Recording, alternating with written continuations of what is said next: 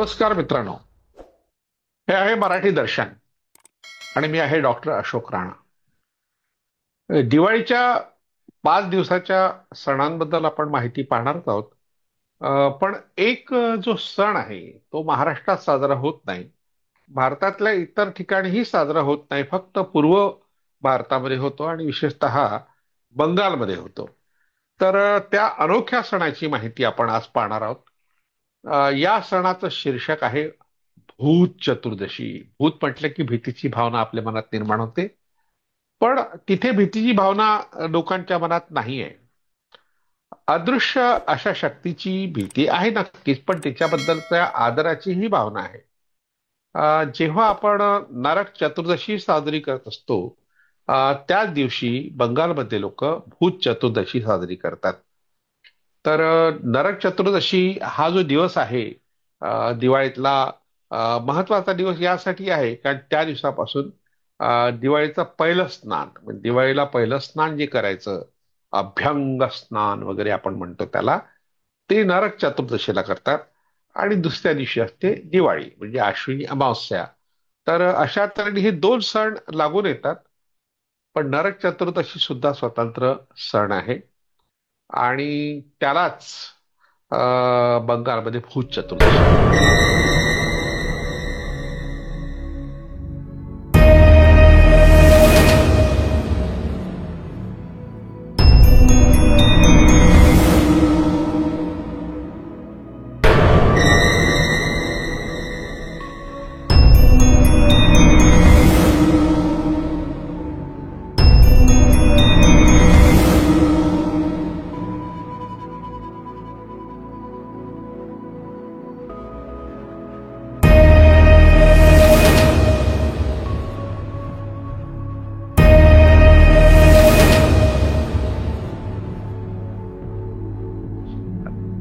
तर नरक शब्द आपण ऐकला की आपल्याला वाटतं की काहीतरी किळस घाणेरडं. कारण माणूस मेल्यानंतर समजा तो पापी आहे की पुण्यवान आहे, हे ठरवण्याचं काम अशी एक समजूत आहे आपली, की आपल्या खांद्यावर, दोन्ही खांद्यांवर चित्रगुप्त नावाचा कुठतरी एक व्यक्ती आहे आणि तो आयुष्यभर आपण जे काही पाप पुण्य केले असतील त्याचा लेखाजोखा करीत असतो, म्हणजे तो लिहून ठेवत असतो चित्रगुप्ताच्या वहीमध्ये. आणि मग त्याचा अहवाल तो यमाकडे सादर करतो आणि यमराज ठरवतो की कोणत्या व्यक्तीला स्वर्गात पाठवायचं किंवा नरकात पाठवायचं. आपण पूर्वी यमाबद्दलची माहिती पाहताना असं कळलं, यम हा कठोर न्यायाधीश होता. म्हणजे तो भेदभाव करत नव्हता. कोणत्याही प्रकारे कुणाकडे वाकड्या नजरेने पाहायची, कुणाकडे चांगल्या नजरेने पाहायचं असा प्रकार करत नव्हता. प्रत्येकाच्या कर्तृत्वाप्रमाणे त्याला तो न्याय देत होता, असा त्याचा अर्थ होतो. विश्वकर्मा पब्लिकेशन प्रकाशित इतिहासतज्ञ डॉक्टर अशोक राणा यांच्या 3 पुस्तकांचा संच, दैवतांची सत्यकथा, असत्याची सत्यकथा आणि सणांची सत्यकथा या पुस्तकांची मूळ किंमत 1010 रुपये, परंतु सवलतीसह घरपोच मागवण्याची किंमत केवळ 807 रुपये. आत्ताच संपर्क करा. विश्वकर्मा पब्लिकेशन 916868 2201 992326 3894. आता यम नावाची व्यक्ती होती की नाही का ते मिथकीय पात्र आहे आणि ऋग्वेदामध्ये त्याचा उल्लेख येतो. नंतरच्या अनेक ग्रंथामध्ये तो, वैदिक ग्रंथामध्ये आणि पुराणांमध्ये येतो. तर अशा तऱ्हेचं यम नावाचं पात्र केव्हा तरी होतं असं मानावं लागतं. मानावं लागण्याला मानीव असं म्हणतात, म्हणजे मानलेली गोष्ट. त्याचे शिल्प आहेत, नाही असं नाही. यम हा दिक्पालापैकी एक आहे, त्याची शिल्प आहेत. यमावर स्वतंत्र आपण एखादा भाग पाहू तेव्हा आपल्याला कळेल. तसं तर आपण यापूर्वी यमाची माहिती पाहिलेली आहे.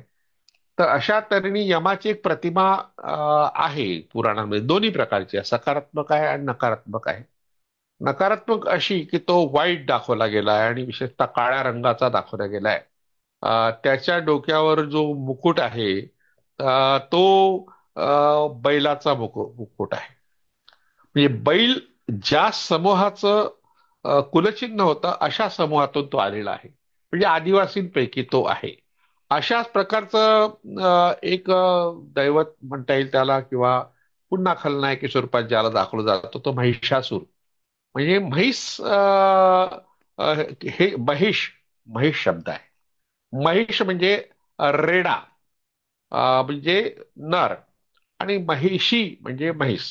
महिषासूर नावाचं एक दैवत सुद्धा आदिवासीमध्ये आहे. अनेक लोक स्वतःला असुर मानणारे किंवा महिषासुराला दैवत मानणारे लोक मध्य भारतात, उत्तर भारतात आहे. म्हणजे आपल्याकडे पूर्वी म्हशीला मांडणारा एक मोठा वर्ग होता, रेड्याला मांडणारा मोठा वर्ग होता.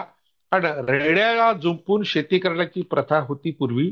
कारण तेव्हा गाय किंवा बैल एवढा मोठ्या प्रमाणात उपलब्ध नसेल कदाचित, किंवा गाय बैल उशिरा आले असतील भारतात. तर वास्तविक वैशिष्ट्य असलेला बैल हे हळप्पाचं चिन्ह आहे, व्यापार चिन्ह आहे. त्या बैल नसेल असं काही म्हणता येत नाही, पण त्याला सन्माननीय स्थान होतं. त्याला झोपण्याची प्रथा असेल नसेल, पण त्याच्याही आधी ऑस्ट्रालाइट, प्रोस्ट्रा ऑस्ट्रालाइट जे भारतात आले, तर ते रेड्याच्या साह्याने शेती करत असतात. या शेतीचा शोध लागला तेव्हा. तर बिहारमध्ये म्हणा की आसाममध्ये म्हणा, अशा बऱ्याच राज्यामध्ये, पूर्वोत्तर राज्यामध्ये अजूनही रेड्याच्या साह्याने शेती करण्याची प्रथा आहे. श्रीलंकेत अजूनही रेड्याला जुंपून शेती करण्याची प्रथा आहे. म्हणजे बैलाचा प्रवेश नंतर झाला शेतीच्या क्षेत्रात असं दिसतं यावरून. तर आपल्याकडे बैलाचं महत्व आहे. पोळा नावाचा सण आहे. बैल नंदी आपण त्याला म्हणतो, जो महादेवाच्या मंदिराच्या बाहेर असतो. आणि दक्षिण भारतात तर नंदी मंडप नावाचं स्वतंत्र मंदिरच असतं. हळेबीड म्हणा की आणखी बेलूर म्हणा, की ज्या ज्या ठिकाणी शिवमंदिर आपण पाहिलं जातो दक्षिण भारतातली, हम्पीचं विरुपाक्ष मंदिर म्हणा, या सगळ्या ठिकाणी नंदीचं स्वतंत्र स्थान आहे. बैलाचं स्थान नाही असं नाही. पण हे केव्हा निर्माण झालं? जेव्हा बैलाचे समर्थक पुढे आले. त्याच्या आधी रेड्याचे समर्थक होते. रेडा हा शब्द आजही नकारात्मक पद्धतीने वापरतात. म्हणजे आपल्या देशामध्ये महेश विरुद्ध बैल असाही संघर्ष कोणी एकेकाळी असावा. गाय विरुद्ध म्हैस असाही संघर्ष असावा. अजून तो चालू आहे. पण गाईचं दूध खूप पवित्र, गाईचं तूप तर त्यापेक्षा पवित्र, गाईचं मूत्र तर प्रश्नच नाही, त्यांनी सगळी पापच नाहीशी होतात. अशा प्रकारची जाहिरात पुराणांनी केली. आज टीव्ही चॅनलवाले करतायत. उलट म्हशीचं दूध वाईट, त्यांनी मग माणूस बंद होतो वगैरे वगैरे, लहान मुलांना देऊ नये. लहान मुलांना ठीक आहे, ते सुपाच्य नसतं हे मान्य आहे. पण सगळीकडे म्हशीचं दूध तूप वापरतात लोक. तेव्हा म्हैस विरुद्ध गाय हा संघर्ष अजूनही चालू आहे. तर हे यासाठी सांगितलं की हा जो काळ आहे, ज्या काळात आपण दिवाळी साजरी करतो, त्या काळामध्ये महिषासुराचं सुद्धा एक विद्रूप रूप चित्रित केलं जातं शेणाच्या द्वारे, आणि त्याबद्दलची माहिती पुढल्या भागात पाहू. आज फक्त भूत चतुर्दशी आपण यासाठी पाहतो आहोत की याबद्दलची माहिती फारशी उपलब्ध नाही. म्हणजे तुम्ही जर इंटरनेटला विचारलं, गुगल गुरुला विचारलं, तर तो सांगेलच माहिती. चॅट जीपीटीला विचारलं तोही सांगेल, मेटाला विचारलं तोही सांगेल, की आणखी ग्रोक सारखी काही आणखी नवीन AI माध्यम आली आहे, ती सुद्धा तुम्हाला माहिती देईल. कारण ते मग जेवढी माहिती उपलब्ध आहे नेटवर सगळी गोळा करतात आणि व्यवस्थितपणे आपल्या पुढे मांडतात. चांगलं एक माध्यम आता उपलब्ध झालंय. पण फारसं प्रचलित नसलेली माहिती असल्यामुळे आपण ठरवलं की या ठिकाणी या सणाविषयी माहिती पाहू. तर धनत्रयोदशीनंतर जी नरक चतुर्दशी येते. नरक शब्द आपण वाईट अर्थाने वापरतो, कारण पुण्यवान आत्मे जे आहेत ते स्वर्गात जातात, आणि जे दुष्ट आत्मे आहेत, पापी आत्मे आहेत, ते नरकात जातात.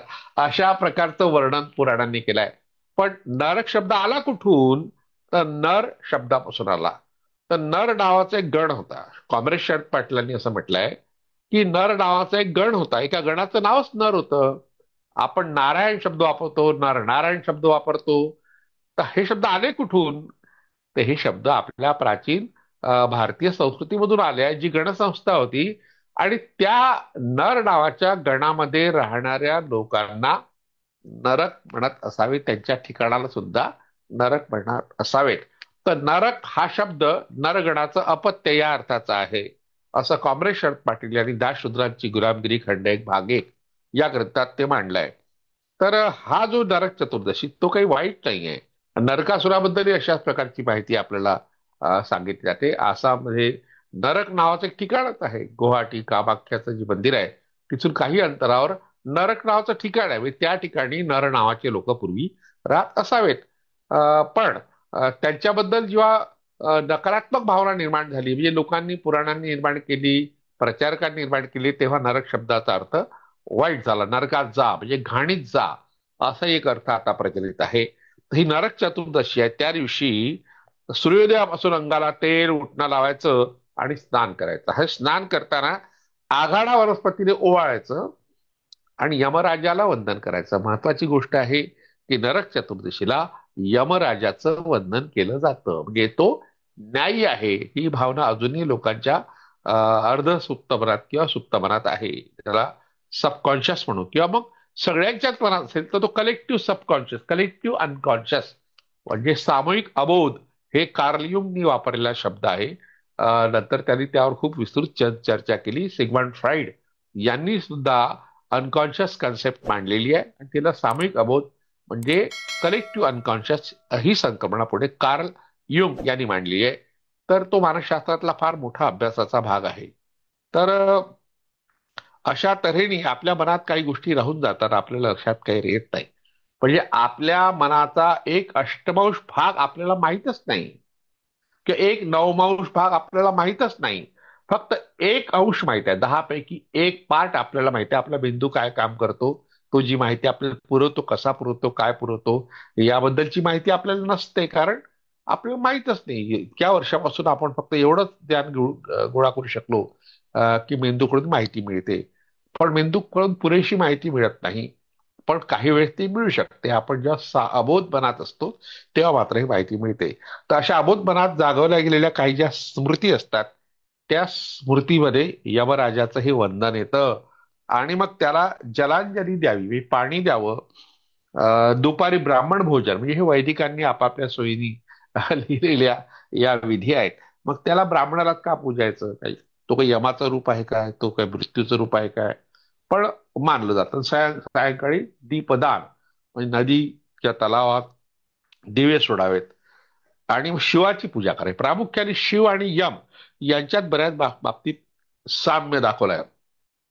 पण यमाचं वाहन रेडा असणे म्हणजे महिष, म्हणजे महिषाला मांडणारा वर्ग, महिषासुराला मांडणारा वर्ग, त्या वर्गात यमराजा असला पाहिजे. त्यांचं प्रतीक कुलचिन्ह हे रेडा असलं पाहिजे. बऱ्याच ठिकाणी बऱ्याच शिल्पामध्ये चालुक्य काळातल्या काही मंदिरामध्ये रेड्याच्या जी बैल दाखवला गेला. म्हणजे बैल जेव्हा पूजने झाला त्या त्याच्यावर यमाला त्यांनी बसवलं. आणि बैल हे शिवाचं वाहन आहे. म्हणजे शिव आणि यम यांच्या साधर्म्य आपल्या पूर्वजांनी पाहिलं म्हणून शिवपूजा या ठिकाणी करावी. आणि महाशिवरात्री पूजा सुद्धा करावी. याला महाशिवरात्री पूजाही म्हटलंय. नक्त पूजन, नक्त भोजन करावं म्हणजे एक वेळ जेवायचं, 2 वेळ जेवायचं नाही, असं हे जे व्रत आहे नरक चतुर्दशीचं त्यात माहिती दिली आहे.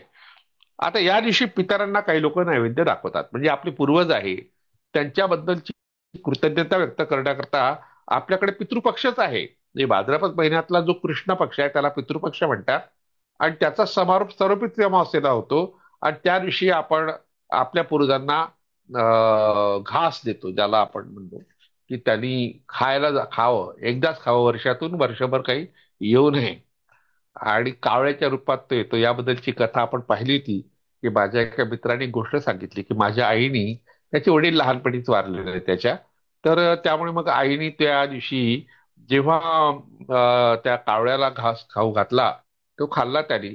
मग तो दुसऱ्या मजल्यावर गेला, तिथे कुलकर्णी काकू होता, त्यांचाही घास खाल्ला. आणखी वरच्या मजल्यावर गेला, ते देशपांडे काकू होत्या, त्यांचाही घास त्यांनी खाल्ला. आणखी वर गेला तर जोशी काकू होत्या, त्यांच्याही करता घास खाल्ला. तर ते मित्र असं म्हणाले, हे आडनाव त्यांनी सांगितली म्हणून मी घेतली, मला काही त्याचा काही उद्देश वेगळा नाहीये. पण ते म्हणाले की माझ्या वडिलांचा एवढा परिवार होता मोठा, हे माझ्या आईने कधीच सांगितलं नाही.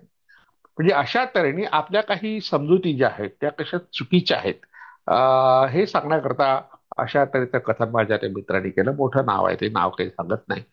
तर अशा तऱ्हेने म्हणजे या समजुती का रूढ झाल्या, का दृढ झाल्या, हीच माहिती आपल्याला या ठिकाणी पाहिजे. तर पूर्वजांची पूजा, पूर्वजांचं स्मरण, त्यांच्याबद्दलची कृतज्ञता यासाठी बरेच सण आहे. भारतात तर आहे, भारताबाहेरच्याही अनेक संस्कृतीमध्ये आहे. पण नरक चतुर्दशी हा सण पितरांच्या पूजेचा हे काही आपल्याला फारसं माहित नाही, पण ग्रंथांमधून मिळतं. नरकासुराबद्दल जी माहिती आपल्याला आहे, तर प्राग ज्योतिषपूर हे जे ठिकाण आहे प्राचीन, ते आसाममध्ये आहे. तर तिथला तो राजा होता आणि त्याला भूदेवीकडून वैष्णवास्त्र प्राप्त झालं. म्हणजे विष्णूचा तो पूजक होता असं त्यातून दिसतं. आणि तेव्हा बलाढ्य झाल्याने तो देवाधिकाला जड झाला. देव नावाचा एक जो वर्ग होता, समूह, ज्याला पुढे ब्राह्मण म्हटलं गेलं, त्यांना तो नकोस झाला. आपला ऐकत नाही ना मग आपला शत्रू. आणि मग त्यांनी इंद्राला सांगितलं की बा तू आता याला थांबव. त्यांनी जिंकलं आणि त्याचा ऐरावत आणि घोडा अ, आता देवाचा राजा इंद्र गेला त्याच्याशी लढायला, पण त्याचाही त्यांनी पराभव केला आणि त्याचा घोडा घेतला आणि ऐरावत नावाचं त्याचं जे वाहन होतं इंद्राचं तेही घेतलं. म्हणजे इंद्रालाही नाउमेद त्यांनी केलं. तर अनेक राजांच्या सुमारे 16,000 मुलींना धरून त्यांना आपल्या बंदीखान्यात ठेवल्या. ही कथा आहे पुराणातल्या. 16,000 मुली कुठून आणेल तो. पण अतिरेक करण्याची एक सवय पुराणिकांना आहे, असतेच. तसं त्यांनी अतिरेक करून टाकला. तर काही राजांनाही तुरुंगात टाकलं की इतक्या लोकांना हरवलं म्हणजे तो प्रभावीच असला पाहिजे. मग त्याच्या अत्याचाराने त्रस्त झालेल्या इंद्राने कृष्णाची प्रार्थना केली. इंद्रापेक्षा कृष्ण मोठा आहे हे दाखवण्याकरता ही कथा रचण्यात आली आहे. आणि कृष्णाने नरकासुरावर स्वारी केली आणि पुढे त्याला मारलं आणि त्याच्या बंदिवासातील सुमारे 16,000 मुलींना मुक्त केलं. आणि भागवतासारखा ग्रंथ असा म्हणतो की त्या मुलींशी कृष्णाने लग्न केलं. आता 16,000 मुलींशी लग्न करणारा कृष्ण याच्या चारित्र्याबद्दल पुढे ज्या कथा तयार झाल्या त्याला कारण ही नरकासुराची कथा आहे. म्हणजे अतिशयोक्ती पुराणिक करतात तेव्हा एखाद्याचं चरित्र सुद्धा भ्रष्ट होऊ शकतं. कृष्णाचं चरित्र भ्रष्ट करण्याला कारणीभूत 16,000 मुली किंवा 16,000 स्त्रिया हे एक कारण आहे. आपले दामोदर धर्मानंद कोसंबी फार मोठे अभ्यासक होऊन गेले. त्यांनी पुराण कथा आणि वास्तवता या ग्रंथामध्ये या 16,000 ही संख्यात अतिशयोक्ती आहे त्यांनी मान्य केली. पण ते म्हणतात की ह्या मातृदेवता असाव्यात. म्हणजे ह्या मातृदेवता ज्या आहेत त्याचा पूजक तो असला पाहिजे.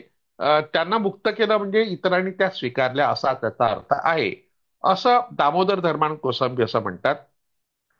आता ही घटना जी घडली ती घटना आश्विन वद्य चतुर्दशीला घडली असं सांगितलं जातं. पुराण सांगतात आणि हिला नरक चतुर्दशी म्हणतात. या दिवशी जो मंगल स्नान करेल, अभ्यंग स्नान करेल, त्याला नरकाची पीडा होणार नाही, अशा प्रकारचे एक आश्वासन या व्रतामध्ये दिलेलं आहे.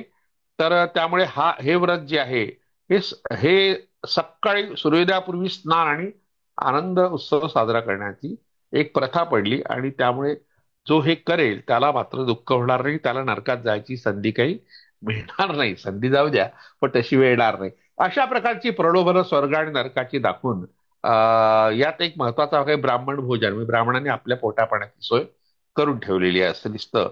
आता यात नरकाचा जो शब्द आहे त्या शब्दाचं एक वर्णन किंवा त्याचं विश्लेषण कॉम्रेड शरद पाटलांनी केलं. त्यांच्या आधारे आपण थोडक्यात माहिती पाहू. तर ते असं सांगतात की ही जी निरृती नावाची जी आद्य मातृदेवता आहे जिने भारतात पहिल्यांदा शेतीला प्रारंभ केला आहे, वैदिक ग्रंथाच्या आधारे त्यांनी सिद्ध केलं. तिला असुराची लक्ष्मी म्हटलंय. जे असुर होते भारतात, असुर म्हणजे ज्यांच्याजवळ प्राण रक्षण करण्याची कला आहे असे लोक. तर अशा लोकांची जी मातृदेवता आहे ती निरृती. निरृती म्हणजे निश्शेष, नक्कीच. सत्य ऋत म्हणजे सत्य, ऋत म्हणजे पाणी हाही अर्थ होतो.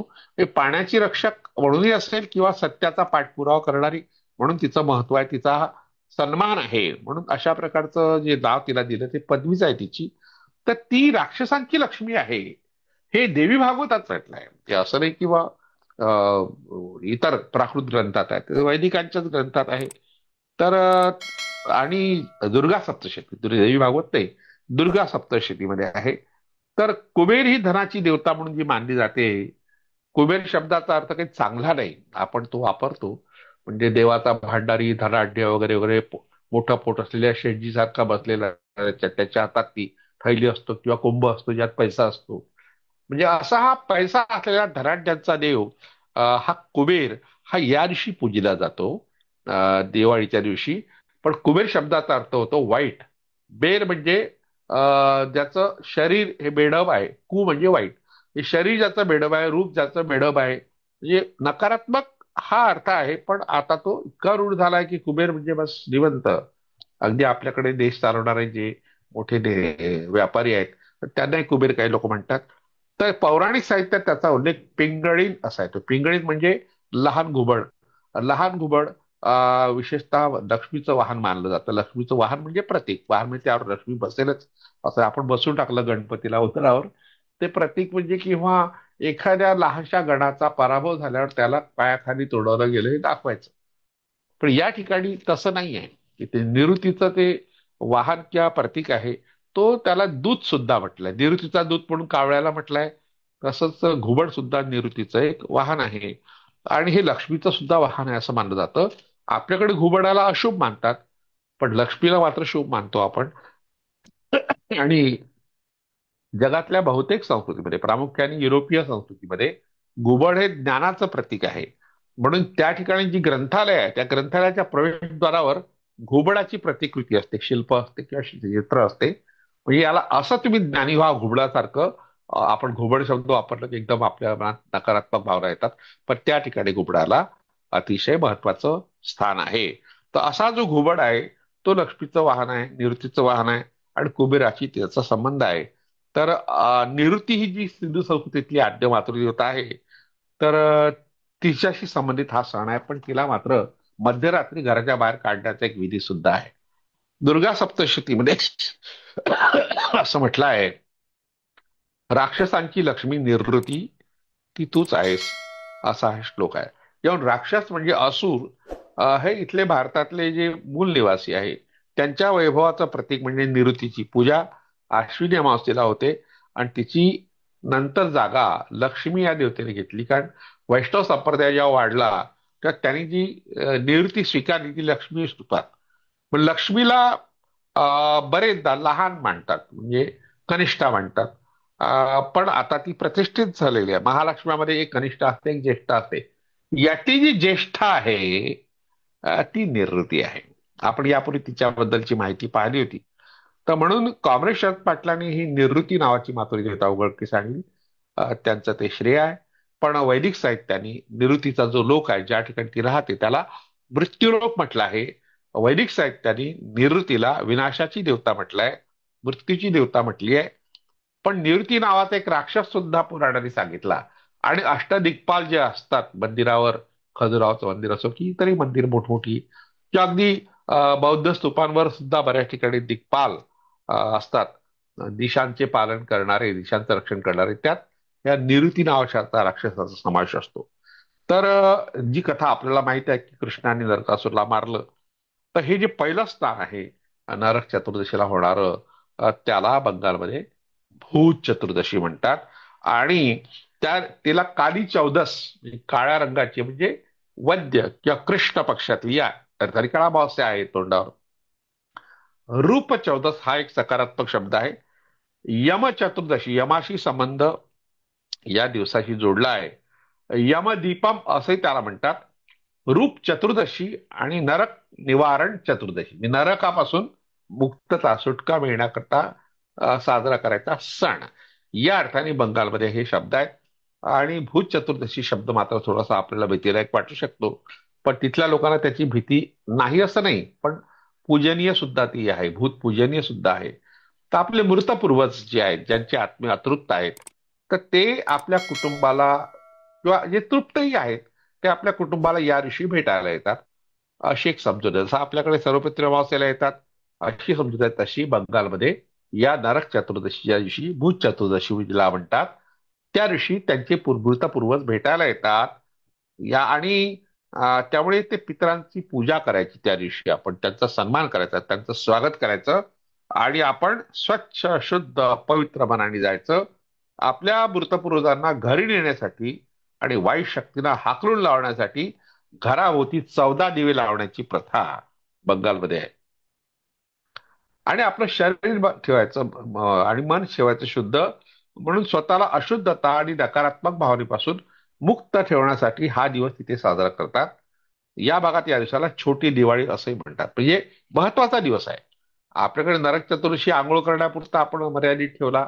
काही ठिकाणी नरकासुराचं दहन केलं जातं, जसं कोकणामध्ये नरकासुराचं दहन करण्याची प्रथा आहे अजूनही. तर अशा तऱ्हेने नरकासुर हा नकारात्मकच म्हणून आपल्याकडे चित्रित केला गेला, पण या ठिकाणी मात्र त्याला महत्वाचं स्थान आहे. नाव जरी त्याचं नसलं, त्याची जागा यमानी घेतली आणि मग त्या दिवसाला छोटी दिवाळी हे बंगाली लोकांनी म्हटलं.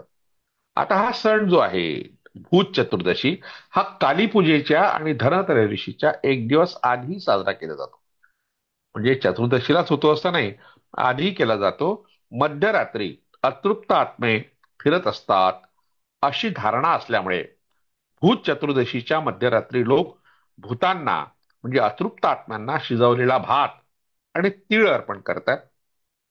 ज्यांचा मृत्यू अनैसर्गिकपणे झाला आहे अशा लोकांचे आत्मे अतृप्त असतात व ते आपल्या इच्छा पूर्ण करण्यासाठी आपल्या आवडत्या ठिकाणी इच्छा पूर्ण करण्यासाठी आपल्या आवडत्या ठिकाणी जातात. अपूर्ण इच्छा घेऊन फिरतात असंही एक तिथे मानलं जातं. अशा भटकणाऱ्या आत्म्यांना संतुष्ट करण्यासाठी भूत चतुर्दशीचे विधी आणि पूजा केली जाते. त्यासाठी मृत व्यक्तीच्या आवडत्या पदार्थांना लोक घराबाहेर ठेवतात. भूत चतुर्दशीशी संबंधित आणखी काही श्रद्धा आणि प्रथा परंपरा आहे. बंगालमध्ये आहे प्रामुख्याने. तर पूर्व भारतात सुद्धा काही राज्यामध्ये आसाम असेल, अरुणाचल प्रदेश वगैरे ज्या ज्या ठिकाणी अशा तऱ्हेने लोक आदिवासी मोठ्या प्रमाणात आहेत, ते हा सण किंवा व्रत म्हणू, व्रत जाऊ दे, व्रत व्यक्तिगत असतं पण सण हे कौटुंबिक असतं, तर अशा तऱ्हेने ते साजरे करतात. आता ह्या परंपरामध्ये एक गोष्ट आहे, आपल्याकडे जसं महालक्ष्मीला 16 भाज्या करतात त्याचं कारण आपण पाहिलं होतं मागे, कारण तो नक्षत्राशी संबंधित आकडा आहे. पण इथे 14 हा आकडा आहे. दुपारी 14 प्रकारच्या भाज्या खातात त्याला छोड दो शक असं म्हणतात. शक शाक म्हणजे भाजी या अर्थाचा शब्द आहे. त्या खाव्यात आणि संध्याकाळी 14 दिवे लावावेत, म्हणजे 14 दिवसाचं महत्व आहे. अशी एक परंपरा आहे. अमावस्येच्या रात्री मृतांचे आत्मे जगात अवतरत असतात अशी एक धारणा आहे. भूत चतुर्दशीच्या दुसऱ्या दिवशी म्हणजे तो अमावस्येचा दिवस आहे, चांद्र तिथीनुसार दीपाविता कालीपूजन केले जाते. दीपाविता कालीपूजन हा शब्द बंगालमधला आहे. पुराणातल्या ज्या कथा आहेत त्या कथामध्ये भूत चतुर्दशीच्या रात्री शिवभक्त राक्षस राजा बळी प्रताप प्रतिपदा आहे, आपण त्यावर स्वतंत्र भाग पाहणार आहोत. तर याला राक्षसांचा राजा म्हटलं आहे म्हणजे बंगालमधल्या या कथेमध्ये.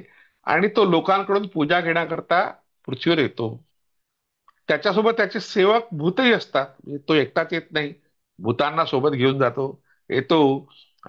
त्यामुळे सर्वत्र अंधारच असतो. या अंधारात मग त्याला पळून लावायचं भूतांना. राजाला घ्यायचं घरात पण भूताला पळून लावायचं. तर बळीराजांच्या सेवकांना घरात प्रवेश मिळू नये म्हणून दिवे लावण्याची प्रथा आहे असंही मानलं जातं. भूत चतुर्दशीचा जो दिवस आहे तो प्रत्येक बंगाली घरांमध्ये 14 पुरुषांना म्हणजे 14 पिढ्यांना समर्पित आहे. म्हणजे आपल्या 14 पिढ्या, आपल्या 3-4 पिढ्याच्या पलीकडे नावच माहीत नसतात. भाटाने सांगितलं तेवढं आपल्याला माहित असतं, पण आपल्याला ते स्मरणात नसतात. पण 14 पिढ्यांना म्हणजे 14 पिढ्याच्या 14 पुरुषांना आकाश, पाणी, पृथ्वी, वायू आणि अग्नी या पंचतत्वात पाहिलं जातं. म्हणजे आपण ज्या पर्यावरणात राहतो त्या पर्यावरणाचा ऱ्हास होऊ नये, त्या पर्यावरणाचं रक्षण करावं हाही उद्देश यामागे असला पाहिजे. कारण त्या जमिनीतून निर्माण झालेलं जे धान्य असेल, जी भाजी असेल, त्या 14 भाज्या खायच्या. म्हणजे भाज्या खाण्याशी संबंध त्या पंचमहाभूताशी आणि त्या आत्मी पंचमहाभूतात राहतात या संकल्पनेशी जुळलेले आहेत. म्हणून 14 भाज्या अशा तऱ्हेने खायच्या, 14 दिवे लावायचे. आणि हे विधी 14 लोकांची अधिश्वरी देवी नावाची एक देवी आहे तिच्या प्रित्यर्थ आहे, अशी ही एक समजूत आहे. दोन प्रकारच्या समजुती आहे. एक तर मृतपूर्वज जे आहे त्यांच्या 14 पिढ्यांना या ठिकाणी सन्मान दिलाय. दुसरीकडे अधिश्वरी देवी नावाची देवी आहे, 14 पिढ्यांची आहे, 14 लोकांची आहे. तर तिच्याबद्दलही हा उत्सव आहे असं तिथे मानलं जातं. तर काही लोक यमराजाला प्रसन्न करण्यासाठी आणि कुटुंबातल्या व्यक्तींना अकाली मृत्यू येऊ नये किंवा दुःख होऊ नये यासाठी हा दिवस साजरा करतात. प्रामुख्याने मृत्यूची भीती या दिवसामागे आहे. आणि दिवे लावण्यामागे उद्देश असा आहे की आपल्या आयुष्यातला अंधकार नाहीसा व्हावा आणि आपलं आयुष्य उजळून निघावं यासाठी दिवे लावण्याची पद्धत आहे. तर हा सण पूर्वज पूजेशी निगडित आहे यावरून दिसतं. जगातल्या सगळ्या संस्कृतीमध्ये पूर्वज पूजा आहे. आपण केव्हा तरी या पूर्वज पूजेबद्दल जगातल्या माहिती पाहू. आता ही चतुर्दशीची जी प्रथा किंवा जो सण आहे त्याबद्दलची माहिती पुरेशी आहे असं मला वाटतं. तर हा सण महाराष्ट्रात नाही एवढं आपण लक्षात ठेवावं, भारतातल्या इतर ठिकाणी नाही हे आपण लक्षात ठेवावं. आणि बंगाल आणि पूर्व भारतात मात्र याला अतिशय महत्वाचं स्थान आहे. त्या ठिकाणी भूताची भीती नाही आहे. भूताचा राजाच बळीसारखा राजा असेल तर भूताची भीती बाळगण्याचं कारण नाही. पण कदाचित त्यांच्या अबोध मनात भूताची भीती असू शकते, म्हणून त्याचे सेवक जे आहे भूत सेवक त्यांना हाकलून लावायचे, त्यांना एंट्री द्यायची नाही, त्यांना प्रवेश द्यायचा नाही आपल्या घरामध्ये, म्हणून दिवे लावायचे अशा प्रकारची धारणा आहे. म्हणजे सगळ्या संस्कृतीमध्ये परस्पर विरुद्ध अशा प्रकारच्या धारणा आणि प्रथा आणि परंपरा असतात. कारण वेगवेगळी माहिती देणारे लोक असतात आणि लोक सर्व स्वीकारतात, कारण आपल्यापैकी कोणी माहिती देणार असेल तर विश्वास ठेवावाच लागतो. म्हणून जगातल्या सगळ्या संस्कृतीमध्ये अशा तऱ्हेच्या परस्पर विरुद्ध प्रथा, परंपरा आणि धारणा आहेत. हे फक्त आपण लक्षात घ्यावं. हे भारतातच आहे असं नाही. एवढंच मला या ठिकाणी सांगायचं आहे. धन्यवाद.